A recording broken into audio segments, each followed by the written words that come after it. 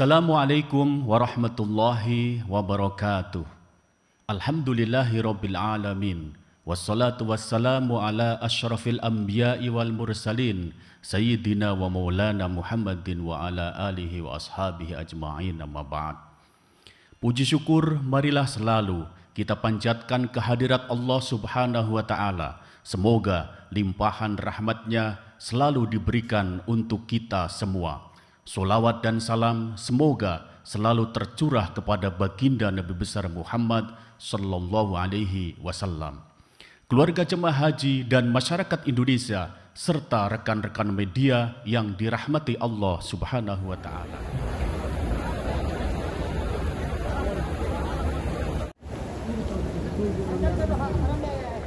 Pemerintah Republik Indonesia menyiapkan program badal haji di setiap operasional penyelenggaraan ibadah haji. Program ini menjadi bagian dari layanan yang disiapkan bagi jemaah yang memenuhi kriteria.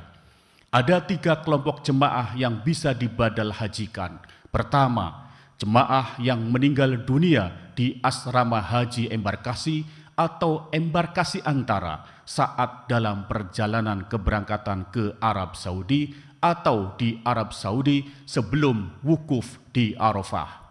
Kedua, jemaah yang sakit dan tidak dapat disafari wukufkan. Ketiga, jemaah yang mengalami gangguan jiwa. Pelaksanaan badal haji melalui sejumlah tahapan. Pertama, pendataan jemaah wafat sampai dengan tanggal 9 Zulhijjah pukul 11.00 waktu Arab Saudi. Kedua, penyiapan petugas badal haji di kantor Daker Makkah. Ketiga, petugas badal haji diberangkatkan ke Arafah pada pukul 11.00 waktu Arab Saudi tanggal 9 Zulhijjah.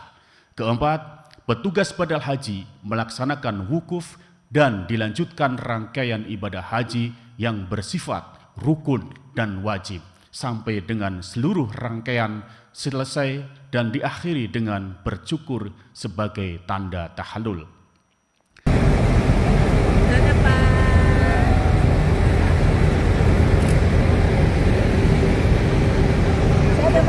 Dua, jemaah yang sakit dan tidak dapat disafari wukufkan.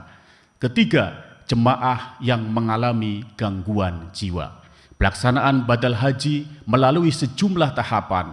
Pertama, pendataan jemaah wafat sampai dengan tanggal 9 Zulhijjah pukul 11.00 waktu Arab Saudi. Kedua, penyiapan petugas badal haji di kantor Daker Makkah. Ketiga, petugas badal haji diberangkatkan ke Arafah pada pukul 11.00 waktu Arab Saudi tanggal 9 Zulhijjah. Keempat, petugas badal haji melaksanakan wukuf dan dilanjutkan rangkaian ibadah haji yang bersifat rukun dan wajib sampai dengan seluruh rangkaian selesai dan diakhiri dengan bercukur sebagai tanda tahallul.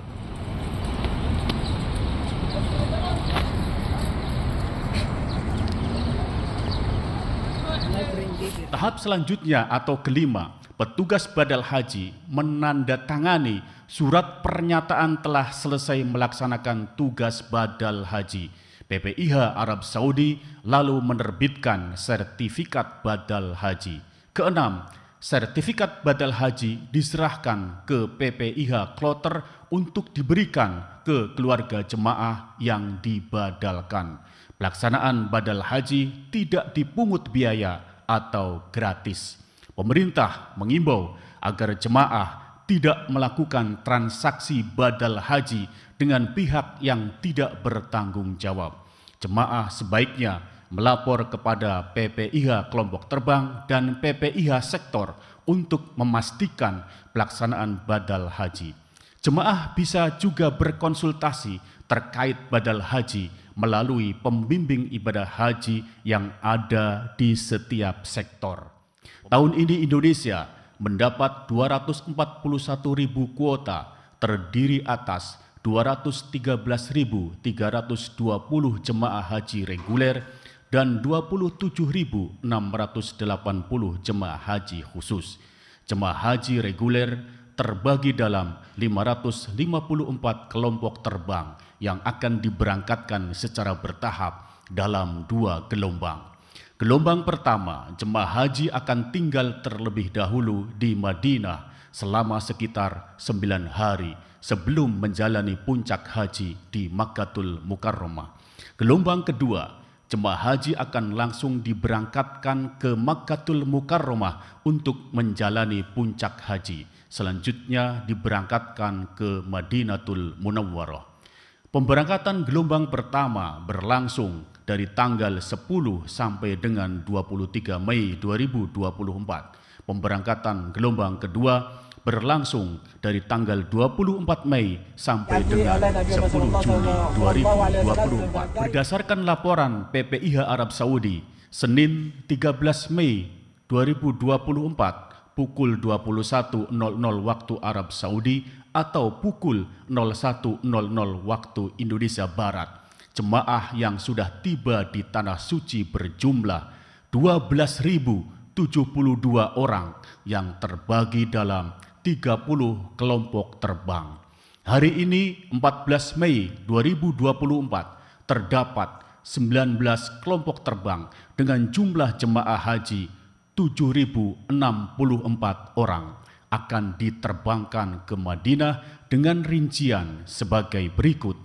Embarkasi Solo SOC sebanyak 1.440 jemaah 4 kelompok terbang. Embarkasi Medan KNO sebanyak 360 jemaah 1 kelompok terbang. Embarkasi Batam BTH sebanyak 450 jemaah 1 kelompok terbang. Embarkasi Palembang PLM sebanyak 450 jemaah 1 kelompok terbang. Embarkasi Balikpapan BPN sebanyak 324 1 kelompok terbang. Embarkasi Bekasi JKS sebanyak 1.320 jemaah 3 kelompok terbang. Embarkasi Makassar UPG sebanyak 450 jemaah 1 kelompok terbang. Embarkasi Kertajati KJT sebanyak 440 jemaah 1 kelompok terbang. Embarkasi Pondok Gede JKG sebanyak 786 jemaah 2 kelompok terbang. Embarkasi Surabaya SUB sebanyak 1.484 jemaah 4 kelompok terbang. Pemerintah mengimbau para jemaah haji, khususnya para lansia, untuk tetap menjaga kesehatan dan menghindari aktivitas di luar ruangan. Mengingat saat ini kondisi cuaca di Madinah masih terik dengan suhu mencapai 39 sampai 40 derajat Celcius. Bagi jemaah lansia, jangan memaksakan diri untuk melaksanakan ibadah sunnah. Jangan memaksakan diri jika kondisi fisiknya tidak memungkinkan sholat berjamaah di Masjid Nabawi. Jemaah bisa menunaikan sholat berjamaah di hotel untuk menghindari kelelahan. Jemaah untuk jangan sungkan meminta bantuan kepada petugas sejak di embarkasi selama penerbangan hingga di Tanah Suci. Bila mengalami kesulitan dan membutuhkan bantuan, segera hubungi petugas haji Indonesia. Untuk mendukung pengetahuan ibadah haji, Kementerian Agama menyediakan buku panduan manasik haji, buku panduan manasik haji bagi lansia, serta video manasik haji yang dapat dilihat di aplikasi Pusaka Super App Kementerian Agama. Aplikasi Pusaka Super App dapat diunduh di Play Store maupun App Store. Berangkat haji, jangan lupa download Pusaka Super App.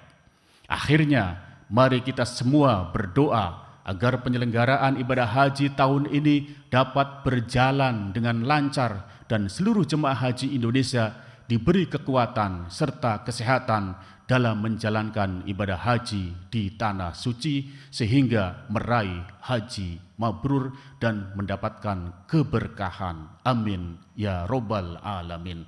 Haji Indonesia, haji ramah lansia. Wallahul muwafiq ila aqwamit thoriq. Wassalamualaikum warahmatullahi wabarakatuh.